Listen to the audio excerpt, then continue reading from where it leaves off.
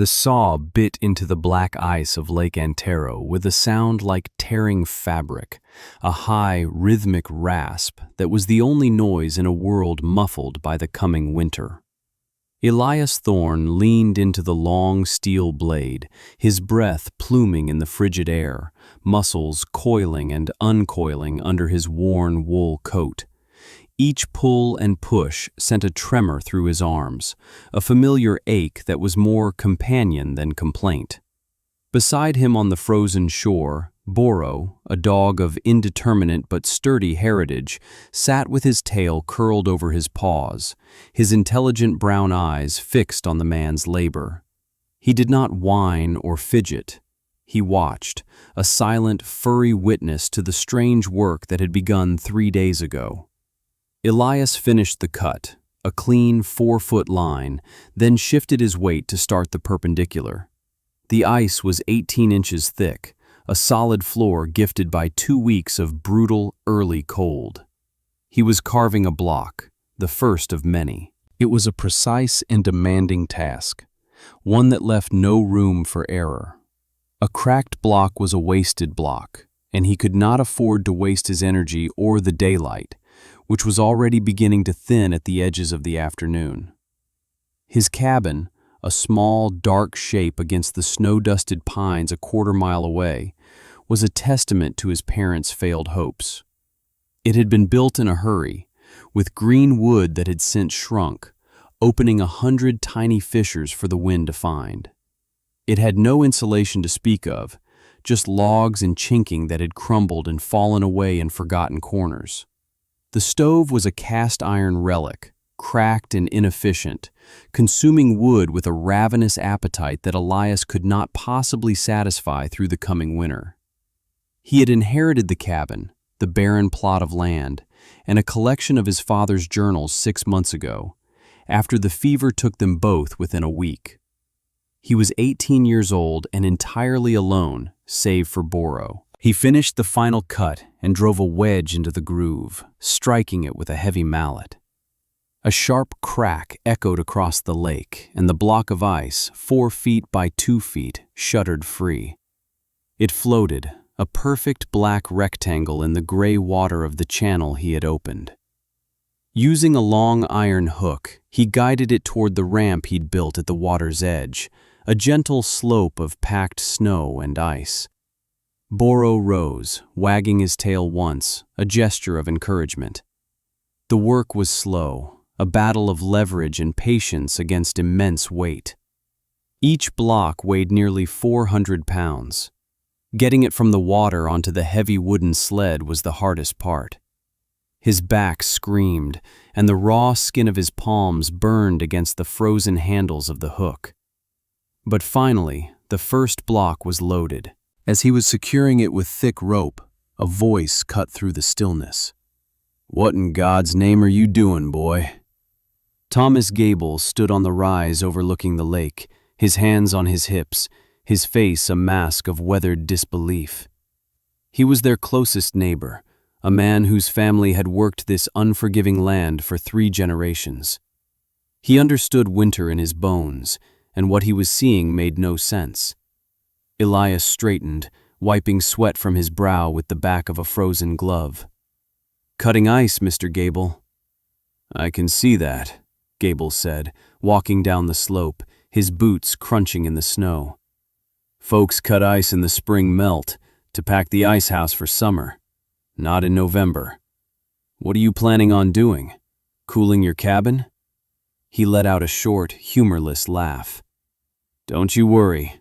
Winter will handle that for you." Elias finished tightening the rope. "It's for a wall."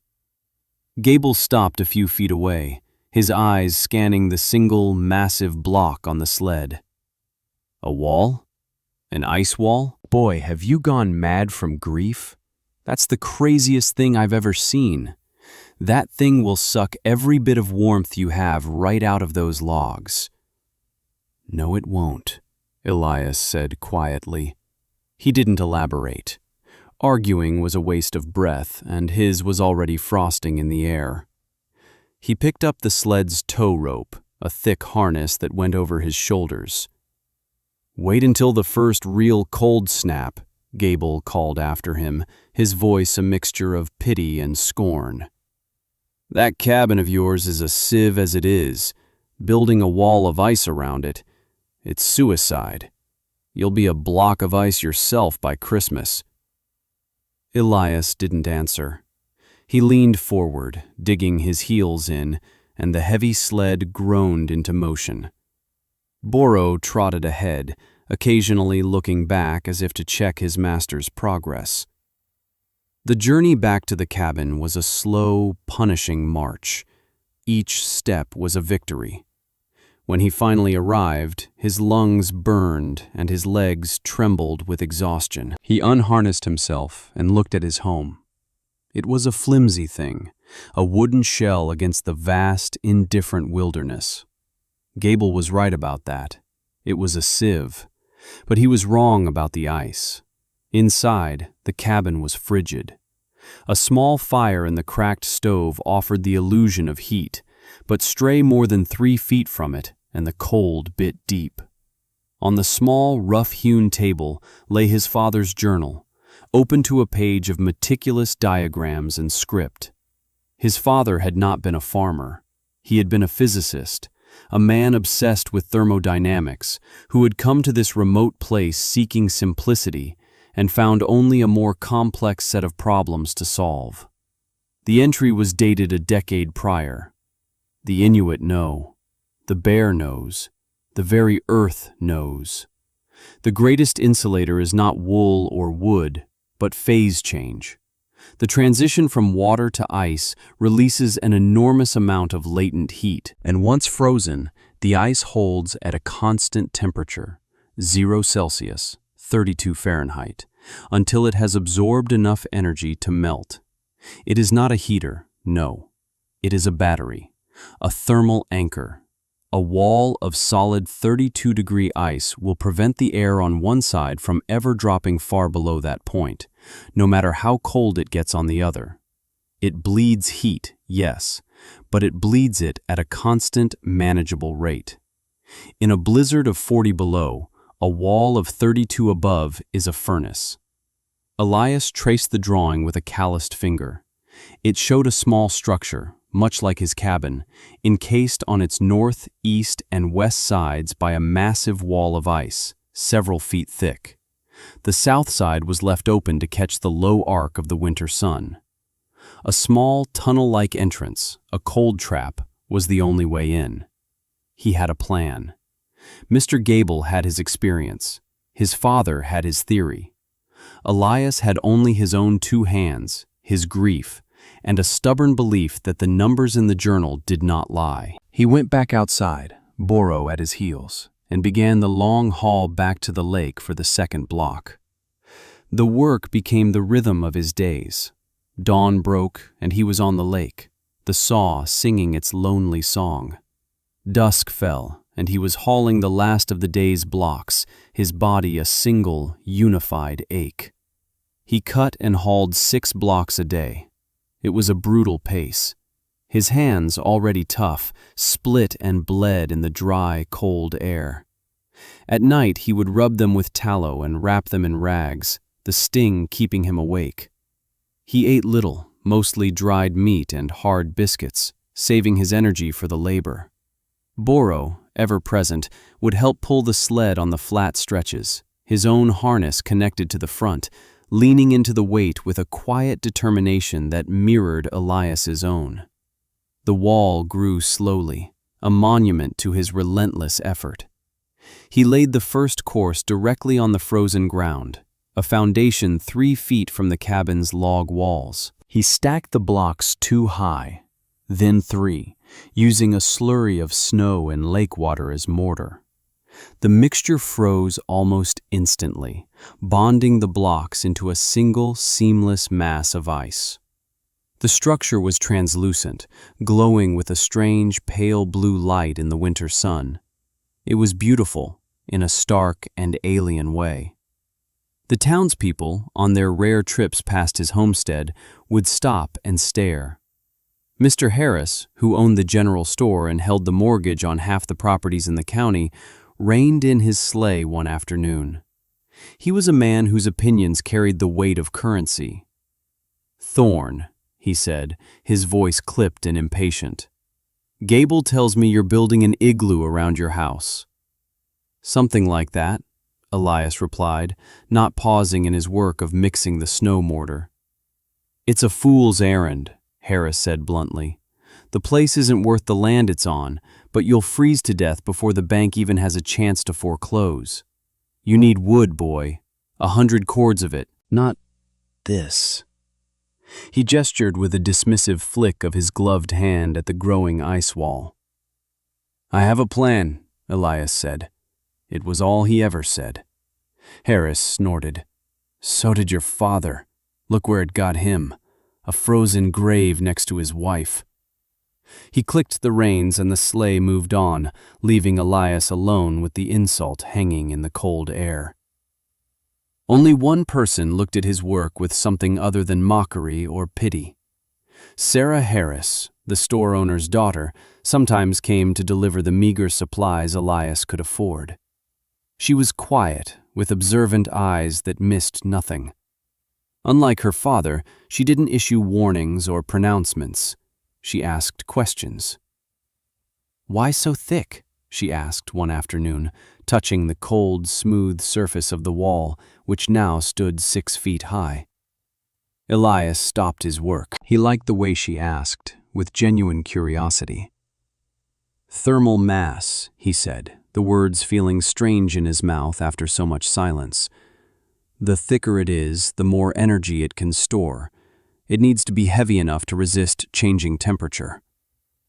He saw a flicker of understanding in her eyes. "So it's like a stone wall in the summer? It stays cool?" "Exactly," he said, a small, rare smile touching his lips. "But in reverse, it stays warm, relatively." She brought him a small jar of her mother's salve for his hands the next time she came. She said nothing about it, just left it on a stump near where he was working. He found it that evening, and the simple act of kindness felt warmer than his small fire. By the time December arrived, the wall was complete. It stood 10 feet tall, a fortress of solid ice encasing his home on 3 sides. It was 4 feet thick at the base, tapering to 2 feet at the top. He had cut and hauled 217 blocks of ice. He had lost 20 pounds.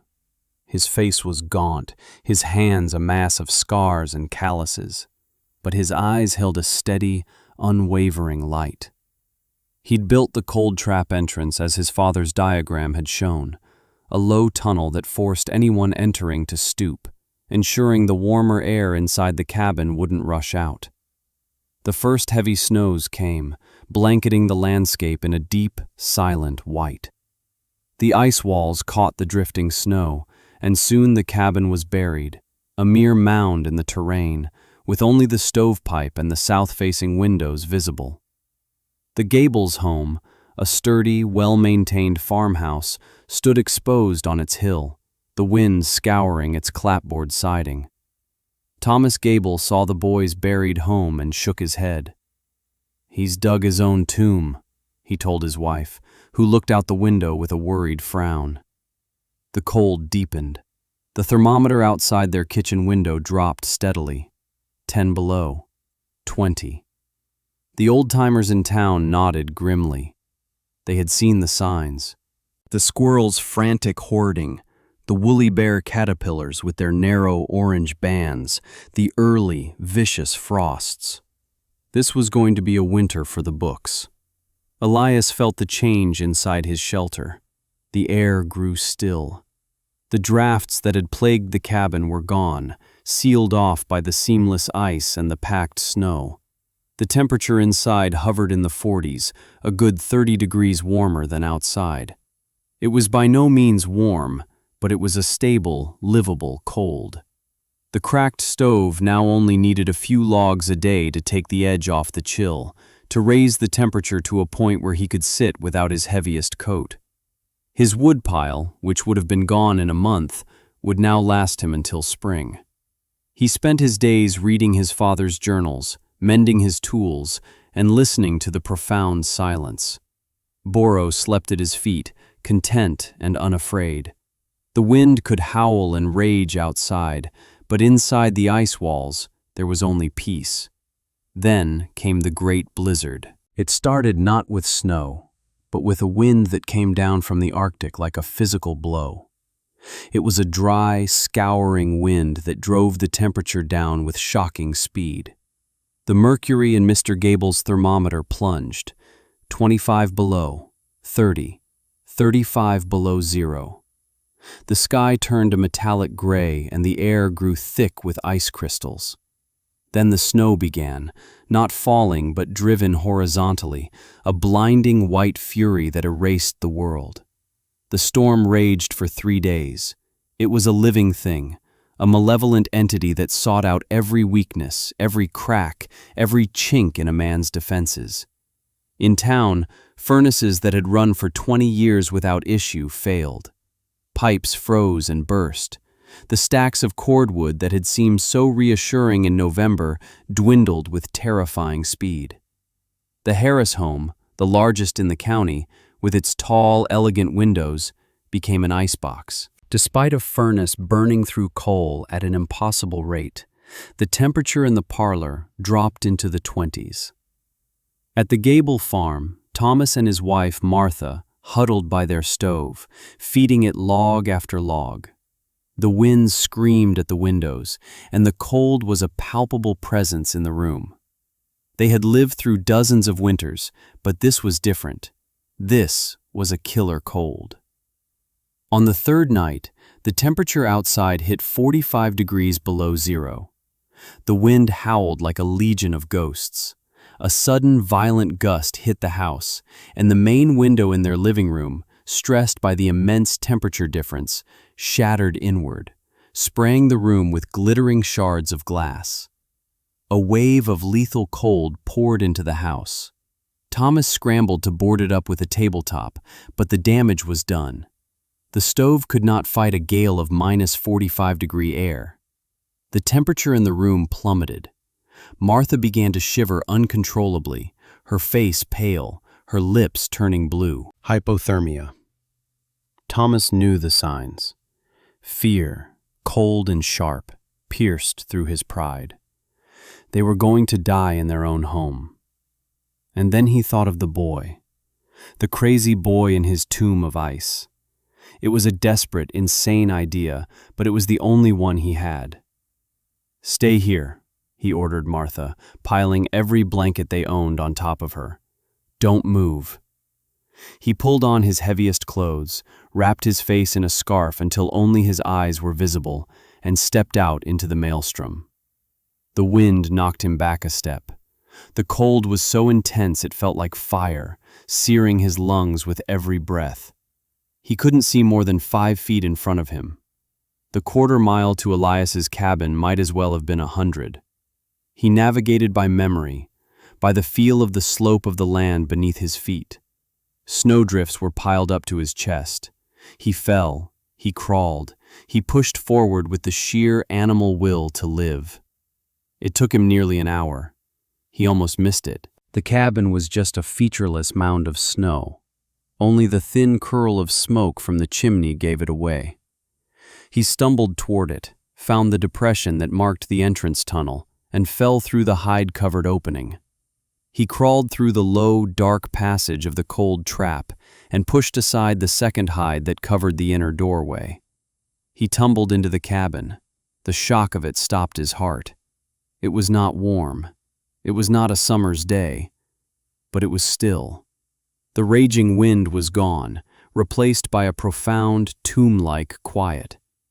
A single candle flickered on the table, its flame perfectly vertical, unwavering. And the cold was different. It was a deep cellar cold, not the murderous, invasive cold he had just left. He could feel it on his exposed skin, but it wasn't stealing his life force. He looked at the small thermometer Elias had tacked to the wall.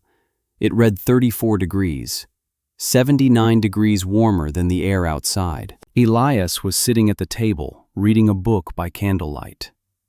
Boro lifted his head from the floor and gave a low, non-threatening woof. The boy looked up, his expression calm, unsurprised. He looked at the snow-caked, half-frozen man on his floor and simply waited. Gable struggled to his feet, his body shaking, his mind reeling. He pulled the scarf from his face.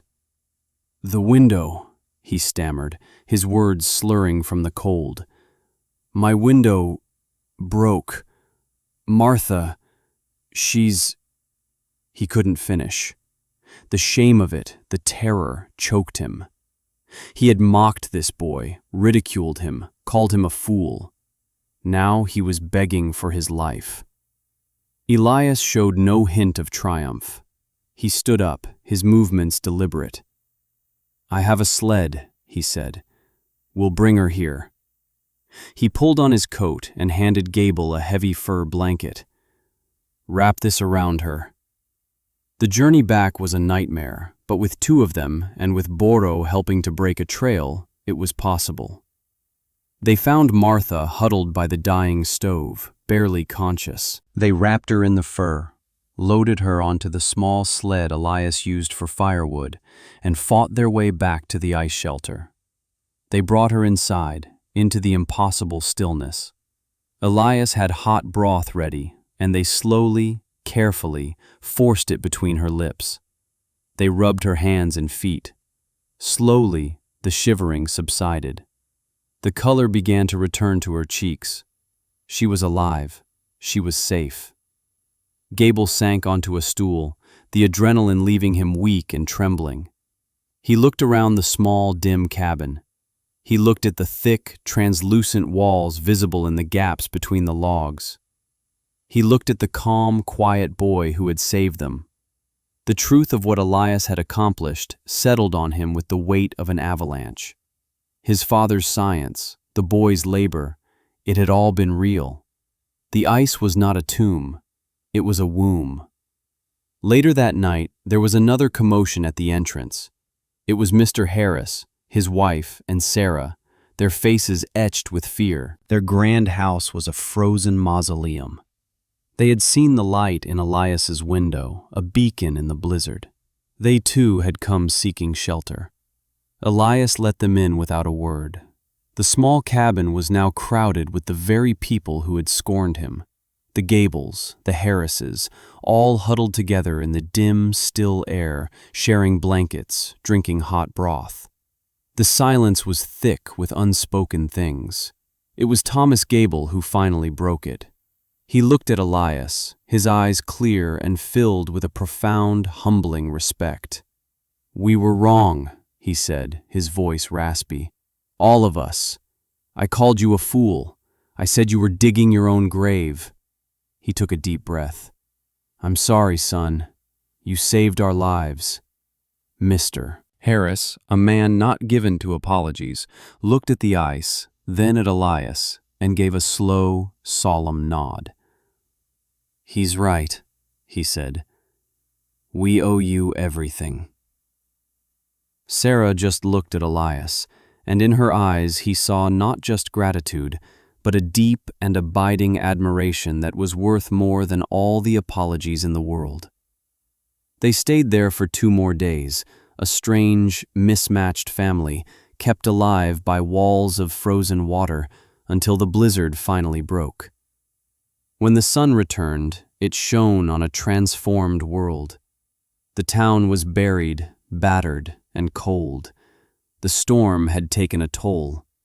2 elderly people had died in their homes. Livestock had frozen in the fields.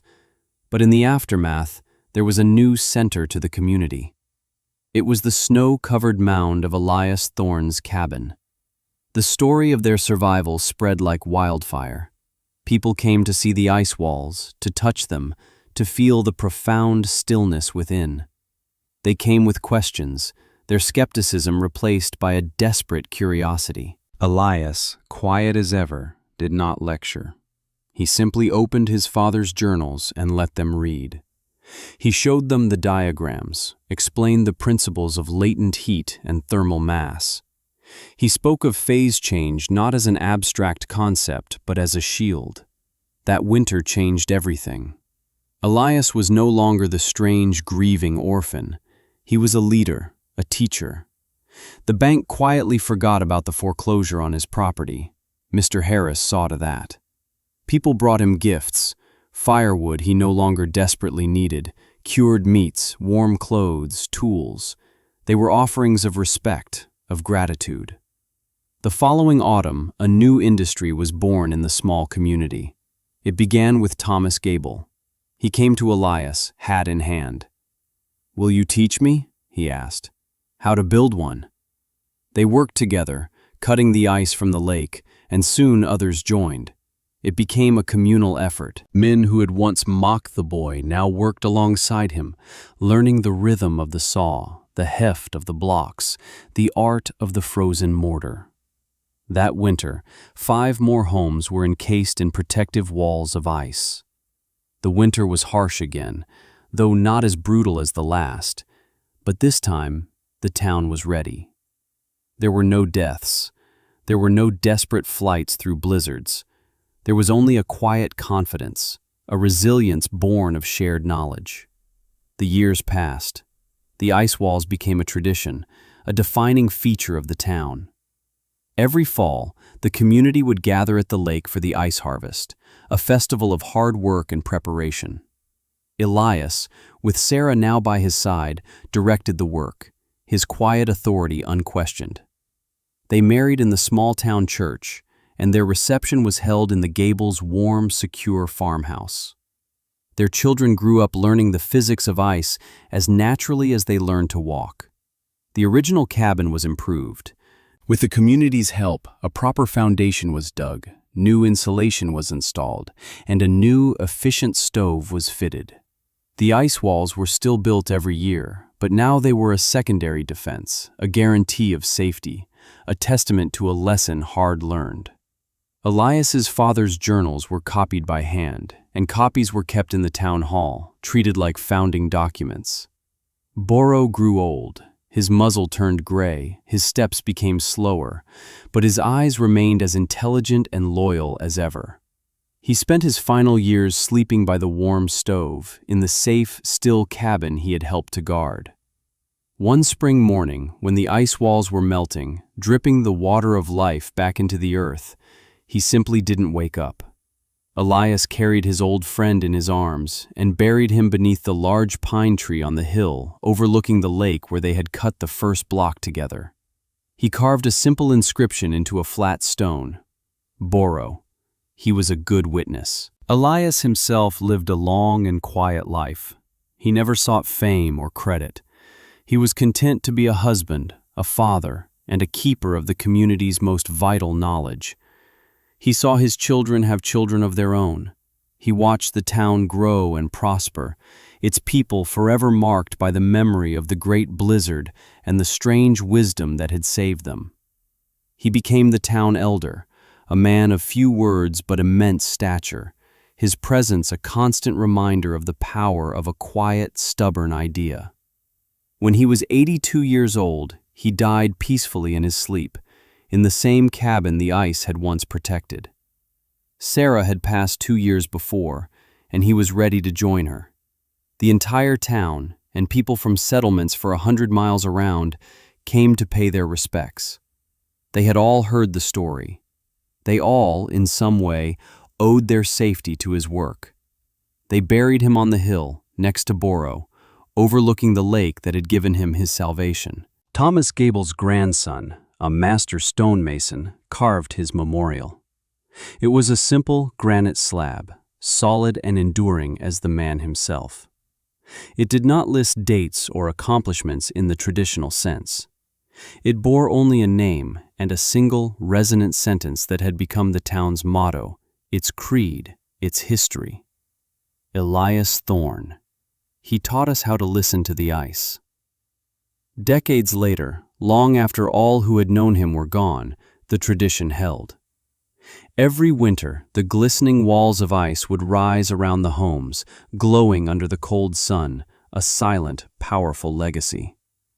His original cabin, the one that had started it all, was preserved as a monument, its own ice walls built by the school children every year. It stood as proof that sometimes the most unconventional wisdom is the truest, that patience and preparation are the ultimate forms of strength, and that one person's quiet persistence, their refusal to bend to doubt, can shelter a generation, leaving behind a legacy not of stone or gold, but of warmth and life, and the profound, life-giving silence of the ice.